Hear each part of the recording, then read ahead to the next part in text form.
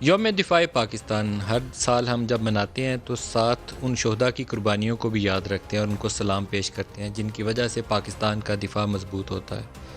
اس دفعہ 6 ستمبر سے پہلے ایک نوجوان 23 سالہ بچہ پاکستانی فوج کا لیفٹیننٹ، اس کی شہادت کی خبر سامنے آئی، اور یہ وہ ہے نوجوان جس کے والد نے بھی پاکستان کے لیے شہادت کا رتبہ پایا۔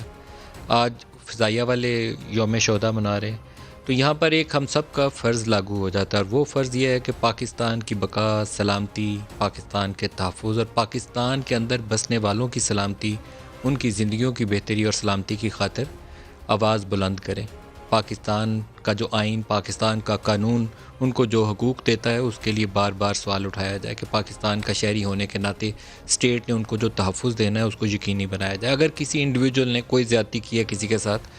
اس کے سد باب کے لیے، اس کو انصاف دلانے کے لیے اس میں بھی اپنا رول ادا کریں۔ تو اسی پروگرام کی وساطت سے ہم مختلف مواقع کے اوپر پولیٹیکل ٹاک شو ہوتے ہوئے بھی ہٹ کے ان انسانی مسئلوں کے اوپر آواز اٹھاتے ہیں جہاں نظر آتا ہے کہ ایک شخص کی جو انڈیویجول سٹیزن ہونے کے ناطے اس کے جو رائٹس ہیں ان کو پامال کیا گیا، اس کے ساتھ زیادتی کی گئی، یا اس کی فیملی جو ہے وہ انصاف کی طلبگار ہے اور اس کو انصاف نہیں مل رہا۔ آج بھی ہمارے سامنے دو ایسی خبریں ہیں۔ ایک خبر تو اسلام آباد کے اندر سے ساجد گوندل کے اغوا کی ہے، جو ایس سی سی پی سے منسلک تھے، اس سے پہلے جرنلسٹ تھے، مختلف اخبارات کے ساتھ ان کا کیریئر رہا، اور دوسری ایک بچی کی ہے۔ زینب کا واقعہ تو ہم سب کو یاد ہے، بالکل زینب کی طرح کا ہی ایک دوسرا واقعہ کراچی میں ہمارے سامنے آ گیا۔